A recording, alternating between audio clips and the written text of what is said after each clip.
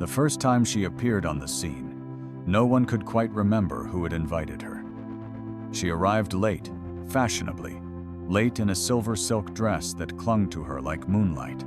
The music in the Beverly Hills mansion was loud enough to dull conversation, but the moment she stepped inside, voices faltered. People turned, one after the other, as if responding to an invisible signal. Christa Helm had that effect. A presence that was both immediate and somehow out of reach, like catching the scent of perfume without seeing the wearer. It was the mid-1972nd, and Los Angeles was in a fever dream. Studio lots churned out glossy dramas and feverish B-movies. The clubs along the Sunset Strip pulsed with desire, and deals struck in whispers. To be young, beautiful, and mysterious in that city was to walk a knife's edge. Christa seemed to know it, and she walked it with a deliberate, almost calculated grace. She wasn't the most famous woman in the room, not yet, but she carried herself as if she had already survived a dozen lives. Her eyes held a faint distance, even in conversation, as though part of her was always elsewhere, scanning for something she alone could see. Later, people would try to describe her. The flawless cheekbones, the bright laugh, the way she seemed to make each person she spoke to feel, briefly, like the only one who mattered. But underneath, there was something taut, like the drawn string of a bow. No one at the party knew her whole story, and that was part of her charm. She had been seen on the arm of a famous quarterback one week, a celebrated actor the next. A month earlier, someone claimed to have spotted her stepping out of a limousine with a political figure whose marriage was already under scrutiny. Yet she had no studio contract, no hit film, only a few small television roles and a lingering, unshakable rumor that she kept a private diary filled with the most dangerous kind of memories. The night pressed on. The champagne softened the edges of reality, and her laugh wove through the air like a ribbon. But there was a moment brief enough to miss when she stood before a gilt mirror in the hallway, adjusting her hair. She didn't smile at her reflection. Instead, she seemed to study it, as if waiting for the woman in the glass to say something back. Then she turned, and the expression was gone. Years later, survivors of that era would look back and admit they'd seen the signs. The way she was always looking over her shoulder, the way her address changed every few months, the calls she would take in another room, lowering her voice to a murmur. But at the time, in the intoxicating rush of youth and proximity to fame, no one asked questions. That was the thing about Christa Helm. Her beauty was the key that opened every door, but it was also the lock that kept everyone from seeing too far inside. And somewhere in that space between the doors she opened and the ones she kept shut, her fate was already moving toward her, steady and silent, like footsteps in the dark. The story of Christa Helm was never linear. It was a handful of postcards scattered across a map, their edges frayed, the images fading under too many fingers. Ohio was where it began Cincinnati. To be precise, though in later years she rarely spoke of it.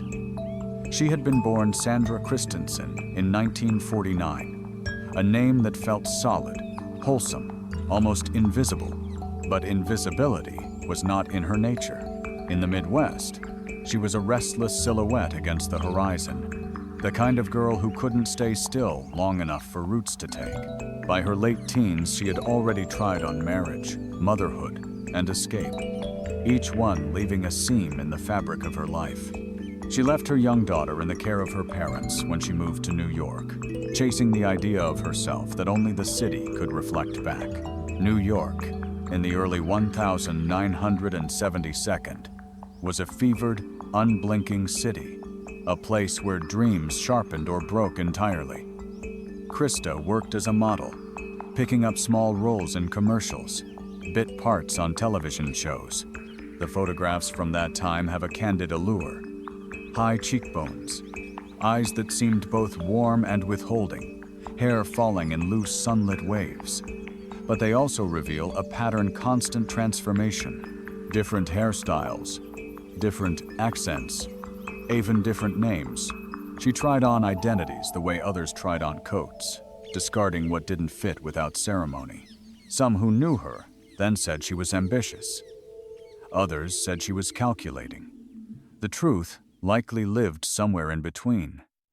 She was drawn to glamour, but not for its own sake. It was a tool. A meeting with a photographer became an introduction to a producer.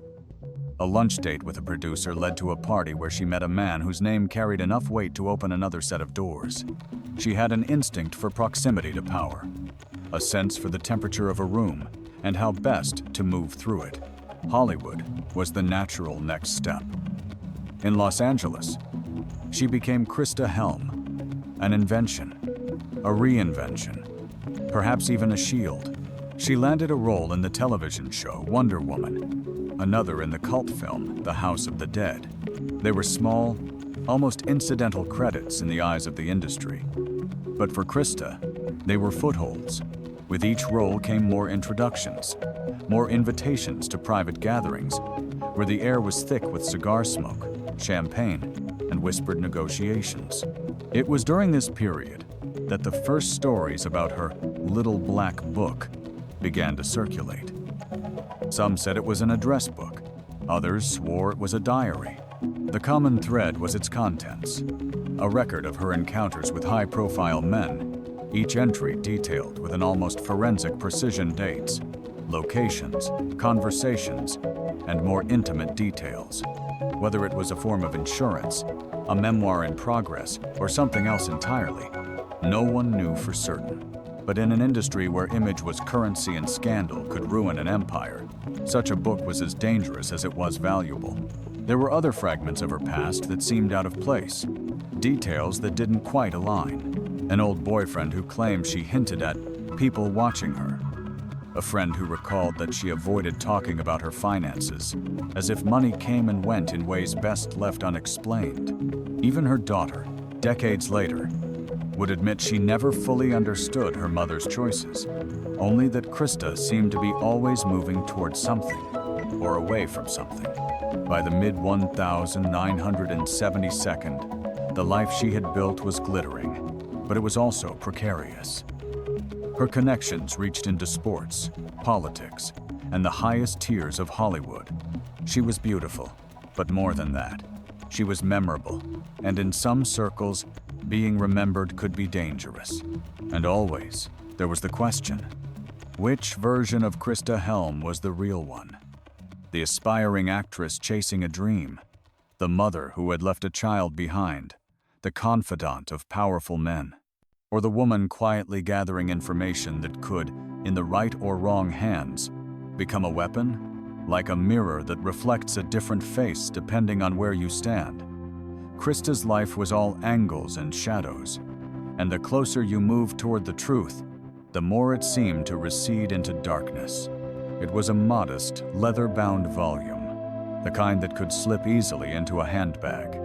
From the outside, it looked ordinary, scuffed at the corners, its clasp worn smooth from use. But inside, it was something else entirely. The diary was more than a record. It was a map of Christa Helm's private world. In neatly slanted handwriting, she had listed names, famous names, men whose faces appeared on magazine covers, whose voices carried in boardrooms, whose decisions shaped not just Hollywood, but parts of the country itself. Beside the names were dates, places, and cryptic notes in her own shorthand. Beverly, Wilshire, room 814, Champagne, late call, or Bel Air, whispered argument by the pool. Those who claim to have seen it describe it with the reverence and caution reserved for something radioactive. It was said to include details so intimate, so potentially ruinous, that the very existence of the diary was dangerous. In the language of power, it was leverage, and leverage, in the wrong hands, could become a sentence. No one knows exactly when she began keeping it. Some suggest it started as a simple address book, a way to keep track of the dizzying carousel of faces and numbers that filled her life.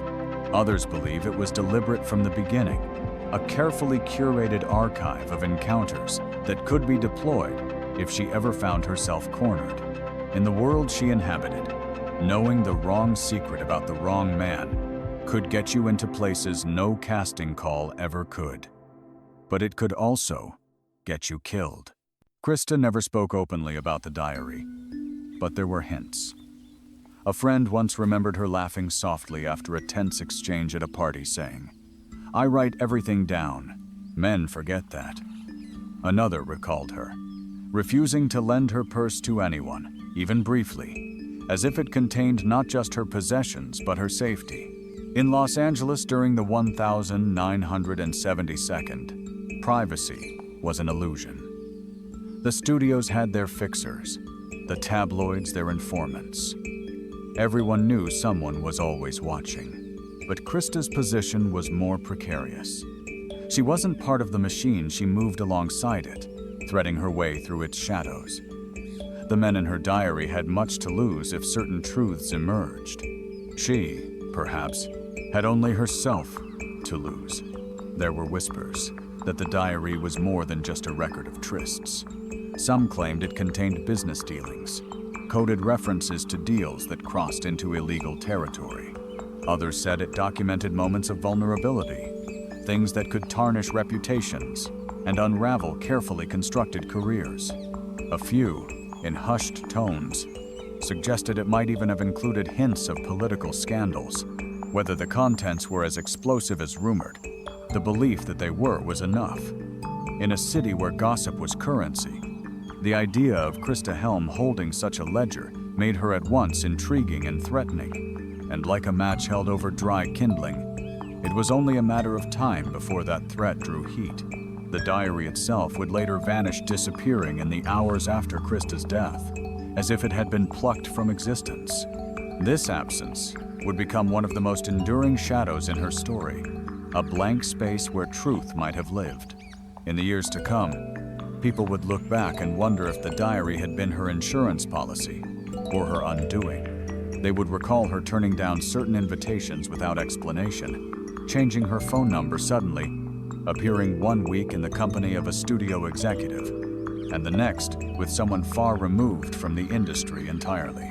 The image that remains is of a woman always balancing on the edge of something: wealth, danger, exposure, and holding in her hands. The kind of knowledge that could tip the balance in any direction. Like a locked drawer in an abandoned room, the diary invites endless speculation. But for Christa Helm, it was never an artifact, it was a lifeline. And sometimes, lifelines are what pull you under. The morning of the 12th of February, 1977, began like any other in Los Angeles, a pale, honeyed light spilling across stucco walls, the air cool enough to feel clean before the day's heat would blur the horizon. Christa Helm moved through it with the restless precision of someone checking boxes on a mental list. Witnesses later pieced together fragments of her day, though the timeline would remain porous, edges blurred. She was seen at a small boutique in West Hollywood, examining a pair of leather boots but leaving without buying them.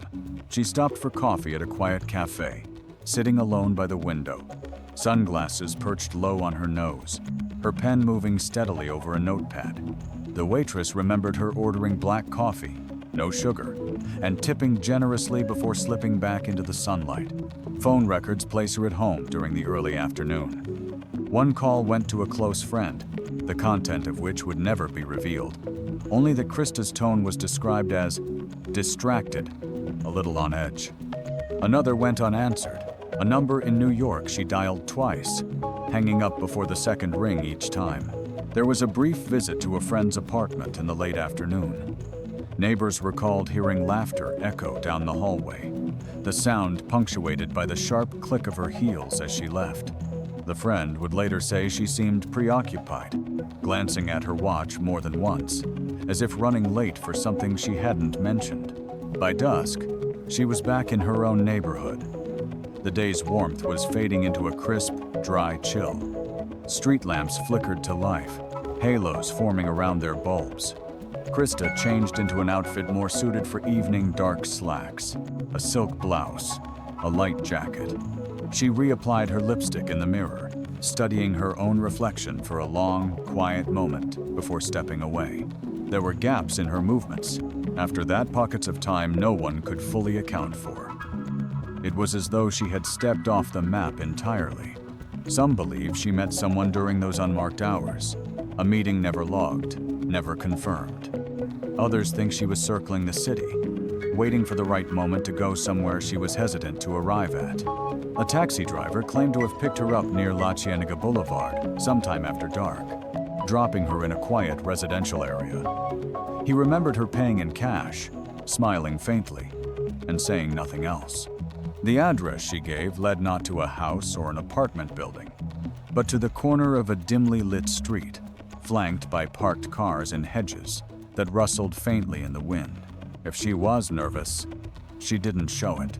The driver recalled her stepping onto the sidewalk with the same poised gait she always carried, heels clicking against the pavement, vanishing into the glow of a single street lamp. Those hours between sunset and her final breath remain the most contested, the most obscured. Theories would later spill into the vacuum meetings gone wrong, debts unpaid, secrets confronted.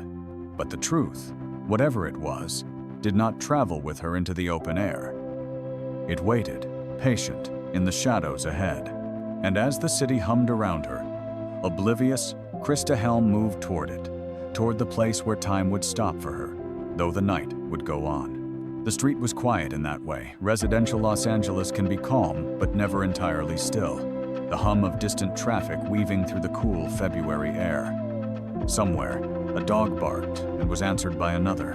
A lone television flickered blue behind a half-closed curtain. Christa walked with the steady rhythm of someone who knew her destination, though there was no obvious landmark ahead, just a row of parked cars and the amber halo of a street lamp bending over the pavement. A neighbor, watching from a second-story window, would later recall the faint metallic echo of her heels. "Sharp," the witness said, like someone in a hurry, who didn't want to look like they were in a hurry. Minutes later, that same neighbor heard something different, the muffled percussion of a struggle. Two voices, one high, startled, the other low, tight, almost mechanical. Then, the sound of something falling hard against the asphalt. Silence. When she was found, Christa was lying in the street, her head tilted unnaturally to one side, dark hair spilling like ink onto the pavement. There were multiple stab wounds, deep and deliberate, the kind that suggest rage. But layered over them was something colder, blunt force trauma to the head, clean and efficient. The dual nature of the attack confounded the first officers on scene. It felt both intimate and clinical. Her purse was gone, but there was no sign of her jewelry being taken. The gold bracelet on her wrist remained, its clasp unbroken. The killer, if robbery was the motive, had left more value behind than they had taken. This fact alone would become a hinge point for speculation. Was the missing bag a prop, a way to stage the scene, or did it contain something specific the killer needed? The time of death was placed between 9:30 and 10 p.m., though witnesses' accounts left room for uncertainty. One man claimed to have seen a dark-colored car idling near the corner minutes before the attack. Another swore he glimpsed two figures walking away afterward, one carrying something bulky under an arm. The air that night carried a faint, metallic tang, the kind that clings to a street after blood meets cool concrete. A patrol officer, fresh to the force, would later remember the odd stillness of the scene, the way no one stepped forward claiming to know her. Faces appeared in doorways, watching silently, their expressions unreadable. The absence was as striking as the violence. No identifying documents on her. No phone, no keys. The street, moments earlier a stage for a fatal encounter, was now simply a corridor of dim light and shadow. In her final moments, whatever words had been exchanged vanished with the breath that carried them. What remained was the geometry of the scene, the angle of her body, the smear of blood tracing toward the gutter, the faint scuff mark on the toe of her left shoe, as though she'd pivoted sharply before the first blow landed. There are those who believe she knew her attacker, that she recognized them in the dim light and, for a heartbeat, hesitated. Others are certain it was a professional job, that the combination of frenzied stabbing and precise blunt force was not contradiction, but choreography.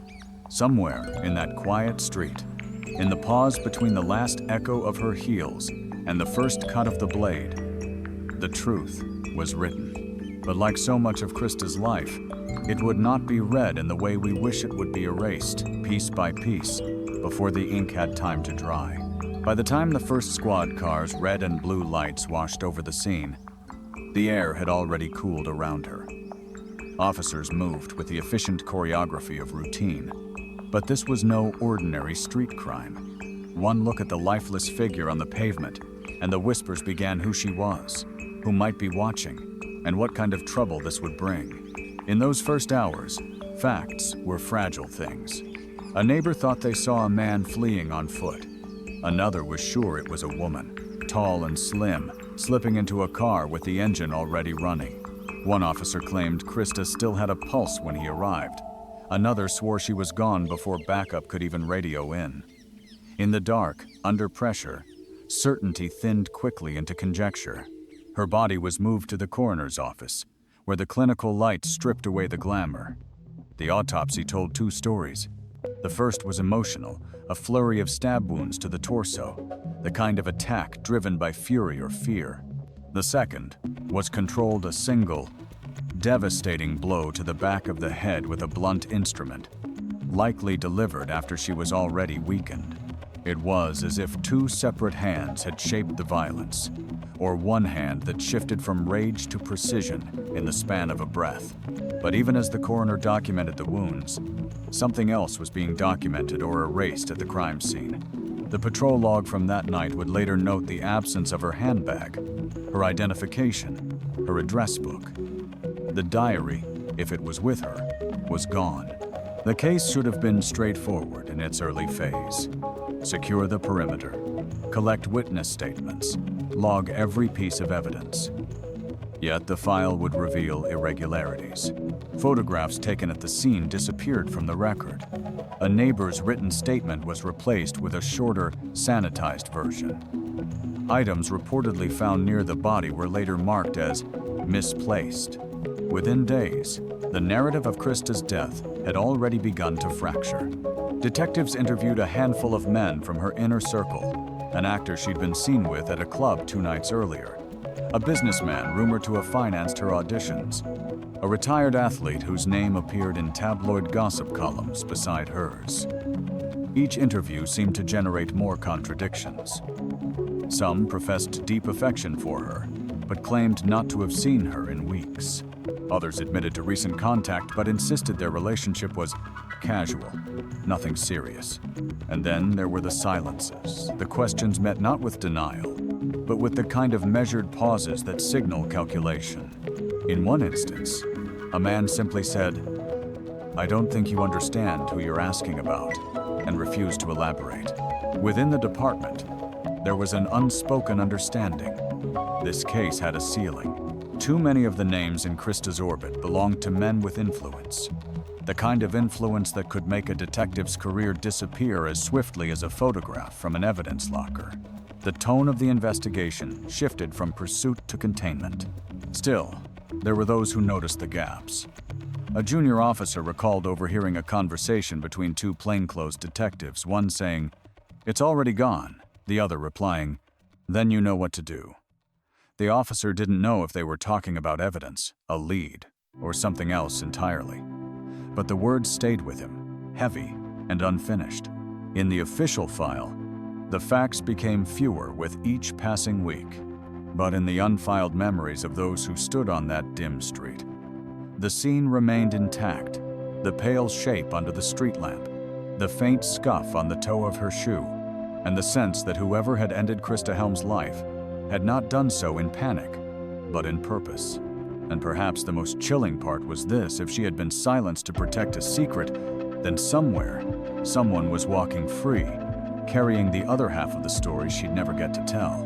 The suspect list was never short. Christa's life, like a string of pearls, could be traced through the men who orbited her actors. singers whose charm was their currency, athletes with fortunes to guard, businessmen whose names rarely appeared in print but whose shadows stretched across industries. The police spoke to them in low, measured tones, their pens hovering above notebooks like they were writing with invisible ink. One of the first names whispered in the precinct was a film producer she had been seen with at Chasen's, a restaurant where deals were signed on linen napkins. He admitted to knowing her, but claimed she was just a friend, a phrase repeated with such mechanical precision it felt rehearsed. When asked where he was on the night of her death, his answer was a party in Malibu, with too many witnesses to count. The alibi held at least on paper. Then there was the athlete, a retired quarterback whose career had left him with a jaw set in the permanent smirk of televised victory. Christa had once attended a charity event on his arm. Photographs from that night show her leaning in close, laughing, her hand lightly resting on his sleeve.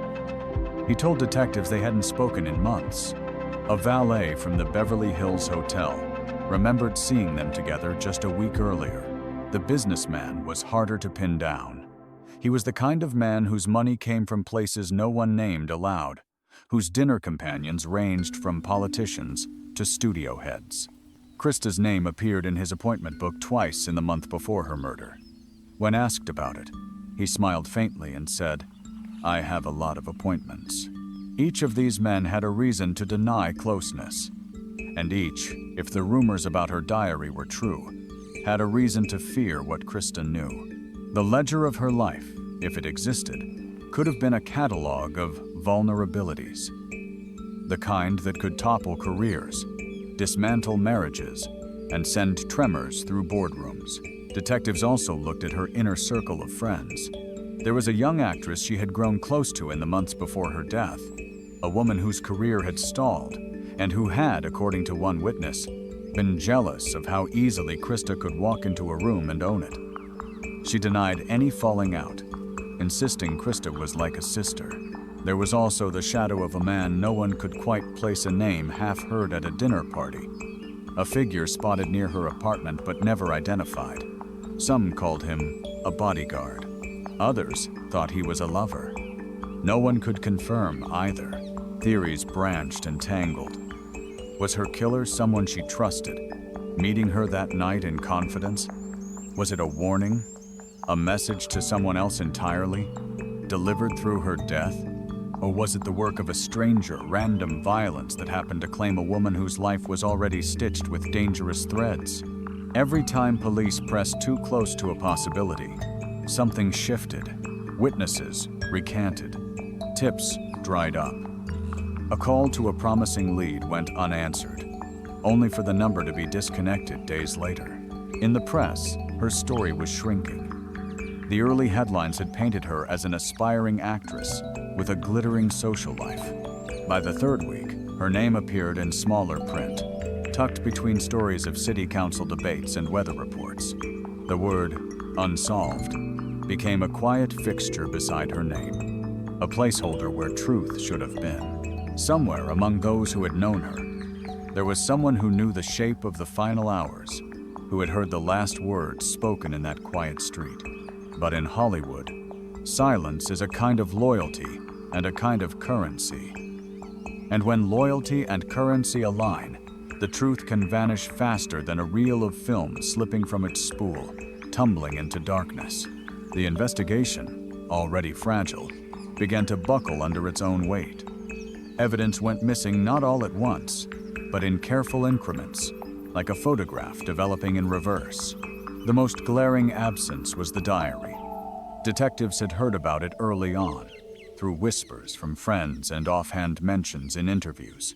One officer even claimed to have seen it during a search of Christa's apartment, a leather-bound book tucked neatly inside her handbag. Yet when the evidence inventory was finalized, there was no mention of either the handbag or the book. When pressed, the officer's recollection softened. Maybe it was just an address book. Maybe it was a notebook, or something that looked like one. Memory has a way of blurring under scrutiny. But in this case, it felt less like blurring and more like deliberate erasure. Photographs from the crime scene suffered a similar fate. The original log listed 22 frames. The final file contained 13. The missing images were not of distant curbs or empty sidewalks. They were the close-up shots, the kind that might reveal what lay just beyond the reach of the street lamp. A neighbor's original statement described seeing a tall man in a dark coat standing near a car at the corner just minutes before the attack. When the case file resurfaced years later, the description had been reduced to a figure near the corner, gender and details omitted. It was not only the paperwork that seemed altered. Witnesses who had once spoken freely grew suddenly reluctant. Calls went unanswered. One woman, a makeup artist who had known Christa, agreed to meet a reporter for coffee to share what she knew. She canceled the meeting hours before, her voice tight, saying only, "I've been told it's better to let this go." She would never speak publicly about it again. For the detectives still trying to solve the case, the message was clear. There were limits to how far they could push. The moment they crossed those limits, doors that had been ajar would slam shut. And so, the investigation narrowed, not by choice but by design. Theories of a crime of passion were floated in internal memos, redirecting attention toward faceless, jealous lovers, rather than the well-connected men whose names had once been whispered in relation to the diary.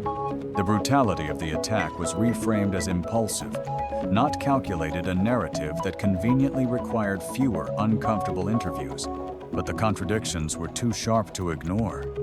Why had someone so meticulous in their violence left behind her jewelry? Why risk killing her in a public street, where discovery was possible at any moment? And why, if the murder was purely emotional, did it so neatly eliminate an object, the diary, that might have served as her insurance? In the quiet corners of the department, some officers speculated privately that the case had been redirected from above. Not closed, but frozen kept officially open, yet never warmed enough to thaw the layers of ice surrounding it. The city moved on. Another murder, another headline.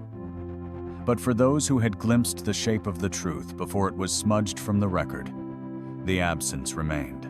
It was not just the loss of evidence, it was the way the gaps fit together, forming a silhouette of what had once been there. And in that silhouette, the outline of Christa Helm became something more than a victim. She became a ghost, tethered to the edges of power, her silence purchased, her story disassembled one missing page at a time. In the months that followed, the world seemed to quietly close over the space where Christa had been. Her name slipped out of the papers, her photograph no longer tacked to corkboards in police precincts. The momentum that had carried her story through the city stalled, and the case became another file in a drawer, its edges softening under dust. Friends who once spoke of her in present tense began to use the past without noticing. But even in their most casual recollections, there were fractures, like hairline cracks in glass. Some remembered her as buoyant, magnetic, endlessly social. Others swore she had grown withdrawn, almost watchful, in the weeks before her death. The contradiction was never resolved. Perhaps both were true. In Hollywood, survival often means learning what not to say. Those who had known her best were suddenly careful. Conversations about her tapered into unfinished sentences. At parties, her name became one of those you lowered your voice for, glancing over your shoulder before speaking it aloud. The police never announced a prime suspect. No one was charged. Instead, the investigation became a thing people referred to in the abstract, that actress on Martel Avenue, as if the anonymity softened the violence. Yet, absence can speak as loudly as presence. Christa's apartment was emptied within weeks. Her belongings were scattered, some returned to her family, others unaccounted for. A neighbor claimed to have seen men in suits loading boxes into an unmarked car one morning, though no moving company was ever scheduled. Inside those boxes, they said, were stacks of photographs, letters, and a single locked case the size of a shoebox. Her daughter, still a child at the time, was shielded from the worst details, but children have their own way of noticing. In later interviews, she would recall the way adults would lower their eyes when she asked questions. or how some would answer in fragments, as though piecing together a story they didn't want to finish. Even the city seemed complicit in her vanishing. The street where she died was quickly cleaned, its surface scrubbed of stains until it looked as if nothing had happened at all. The faint scuff mark on the sidewalk, where her shoe had pivoted the small, human trace of her last movement, was gone within days. Still, the memory persisted among those who had been close enough to see it. The friend she visited on the afternoon of her death stopped hosting gatherings altogether. The taxi driver who dropped her near the corner would, for years, avoid that part of West Hollywood entirely. And the young patrol officer who arrived first at the scene admitted, decades later, that he still dreamed of the way her hair spread against the pavement, lit gold beneath the street lamp. There was a silence around her story, but it was not the kind that fades. It was dense, deliberate, like a wall built to keep something in or out. In that silence, questions echoed. Who had waited for her that night? What did they take from her? And why, in a city overflowing with noise, did her death leave behind only quiet? The case file would remain officially open, but only in the bureaucratic sense, alive in name, dead in pursuit. In truth, Christa's story was now in the custody of whispers, passed from one careful mouth to another, each telling shaped by what the speaker dared to remember. Time did not so much heal Christa Helm's story as it eroded it, wearing away the edges until only the most resilient fragments remained. Decades later, those fragments still glimmered in the minds of people who had been there at the parties, in the restaurants, on the quiet street where her life ended, but none of them added up to a conclusion. They were scenes without transitions, pieces of film spliced together in the wrong order. A stranger's voice on the phone, a sudden change of plans, the missing handbag, the diary that might have been a myth, or might have been the most dangerous thing she ever owned. In some ways, Christa's life before her death had been a rehearsal for disappearance. She had changed names, apartments, and even accents as easily as others changed clothes. She knew how to slip into a room and how to slip back out before anyone realized she was gone. In death, that instinct seemed to hold her story existing in glimpses, never in full view. Yet there was an undeniable gravity to her absence. Even among the thousands of unsolved murders in Los Angeles, hers retained a peculiar charge, as if it was never meant to be closed. The brutality of the act was too personal to be random. The precision was too deliberate to be driven solely by rage. Some believed she had been silenced for what she knew, that her killer had taken not just her life but the record of hers, the diary, the photographs, the letters that might have pulled someone else into the light. Others thought the murder had been meant as a message, a warning to a larger circle of people, one Christa might not even have realized she was part of. Her daughter grew up with the absence as a constant companion. She would later say that her mother's story was like a dream you only half remember, but can't stop having. Investigators, journalists, even amateur sleuths would reach out to her over the years, offering theories, asking for details she didn't have. The questions, she admitted, always felt heavier than the answers. In the end, the city itself became the keeper of the mystery. West Hollywood changed around the quiet street, new buildings rising where old ones had been. The street lamp under which Christa fell was replaced, its light colder now, more efficient, casting fewer shadows. People walked there without knowing what had happened, their footsteps echoing faintly on the pavement. But for those who had stood there on that February night, the memory had weight. They remembered the sound of her heels against the concrete, the stillness after it stopped, the way her life seemed to slip soundlessly into the darkness just beyond the edge of the light. Her story ends without an ending. No trial, no confession, no moment where the truth clicks neatly into place. Only the knowledge that somewhere, someone may still carry the memory of that night not as a rumor, but as a fact. A fact that could finish the story, if only it were spoken aloud. Until then, Christa Helm remained suspended in that final moment, walking down a quiet street, the click of her heels fading into the February air, unaware of the shadow just ahead that would step forward and erase her from the frame.